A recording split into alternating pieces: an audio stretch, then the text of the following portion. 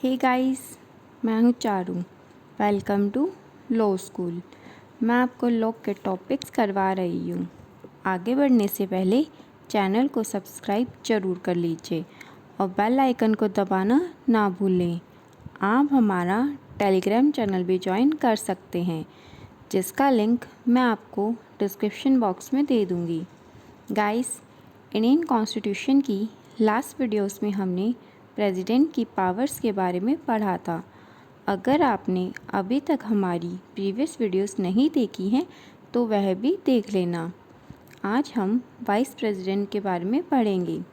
Vice president के बारे में हमारे इंडियन कॉन्स्टिट्यूशन के पार्ट 5 में बताया गया है।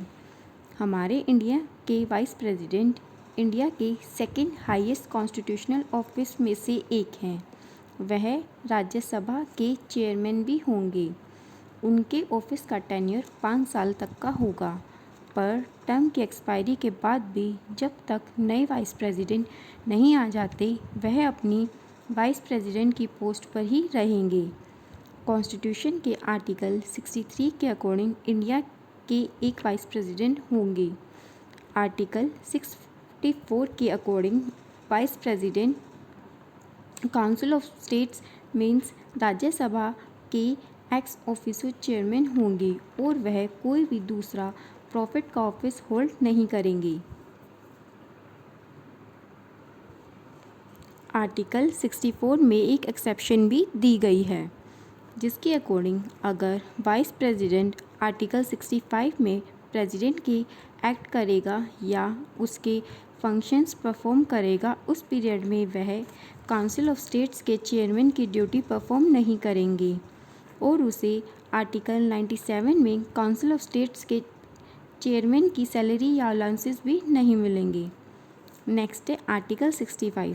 आर्टिकल 65 क्लॉज 1 के अकॉर्डिंग अगर प्रेसिडेंट की सीट किसी भी reason like death, resignation, removal या किसी और रीज़न के कारण वैकेंट हो जाती है, तब वाइस प्रेसिडेंट प्रेसिडेंट के एक्ट परफॉर्म करेंगे जब तक कि कोई दूसरा न्यू प्रेसिडेंट इलेक्ट नहीं हो जाता कॉन्स्टिट्यूशन में दिए प्रोविजंस के अकॉर्डिंग।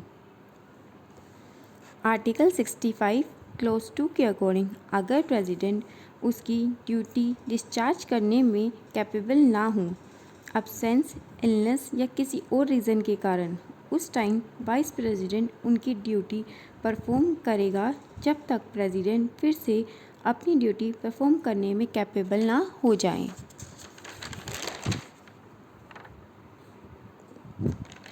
आर्टिकल 65 क्लॉज 3 के अकॉर्डिंग जिस टाइम पीरियड में वाइस प्रेसिडेंट प्रेसिडेंट की तरह एक्ट करेगा या प्रेसिडेंट की ड्यूटी परफॉर्म करेगा, उसके पास प्रेसिडेंट की सभी पावर्स और इम्यूनिटीज़ होंगी जो कॉन्स्टिट्यूशन ने प्रेसिडेंट को प्रोवाइड की है, जिनके बारे में हम प्रीवियस वीडियोस में डिटेल में पढ़ चुके हैं।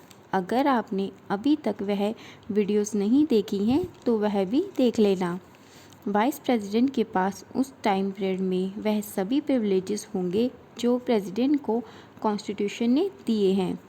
वाइस प्रेसिडेंट को सैलरी अलाउंस भी प्रेसिडेंट वाले ही मिलेंगे। नेक्स्ट है article 66 election of vice president. Vice president का इलेक्शन भी डायरेक्ट नहीं होता। वाइस प्रेसिडेंट को पार्लियामेंट का नॉमिनेटेड मेंबर के इलेक्टोरल कॉलेज द्वारा इलेक्ट किया जाता है। वाइस प्रेसिडेंट के इलेक्शन के लिए पार्लियामेंट के दोनों हाउसेस की जॉइंट सिटिंग होती है।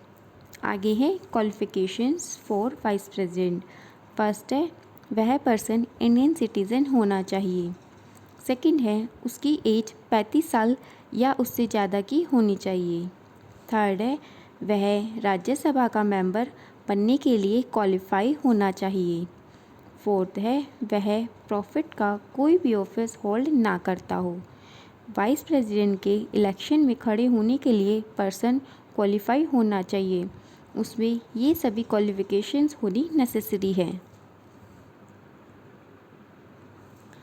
आगे है पोजीशन। हमारे वाइस प्रेसिडेंट का ऑफिस इंडिया के सेकंड हाईएस्ट कॉन्स्टिट्यूशनल ऑफिस में से एक है। आगे है टेन्योर। वाइस प्रेसिडेंट के लिए टेन्योर 5 साल है और ऑफिस में एंटर करने से पहले या वाइस प्रेसिडेंट की ड्यूटीज़ परफॉर्म करने से पहले वाइस प्रेसिडेंट को प्रेसिडेंट या प्रेसिडेंट द्वारा अपॉइंट किए गए किसी पर्सन द्वारा ओथ दिलवाई जाती है, जिसके बारे में आर्टिकल 69 डील करता है। आगे है सैलरी।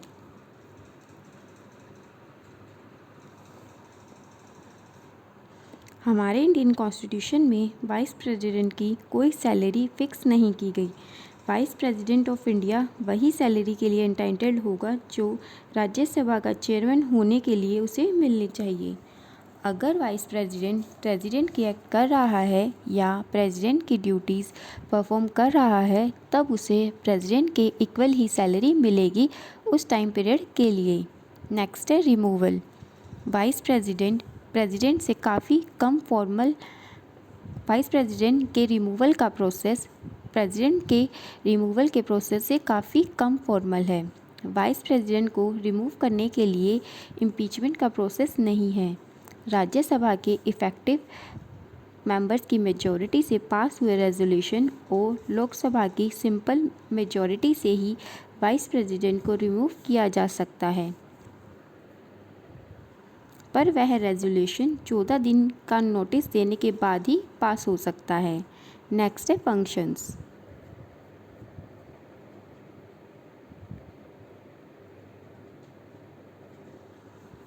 वाइस प्रेसिडेंट के एज ए वाइस प्रेसिडेंट कोई फंक्शंस नहीं हैं।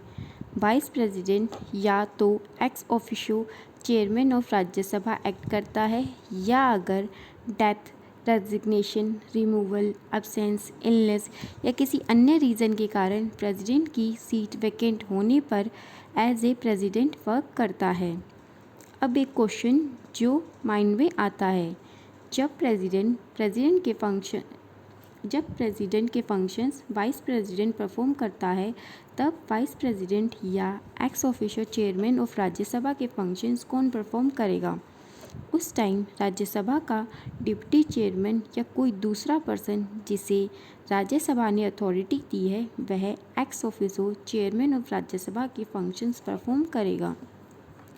वाइस प्रेसिडेंट किसी भी हाउस का मेंबर नहीं होता, उसको इस वजह से वोट का कोई राइट भी नहीं होता, पर अगर वोट इक्वल हैं और इशू क्रिएट हो गया है, तब वाइस प्रेसिडेंट कास्टिंग वोट का राइट एक्सरसाइज कर सकता है।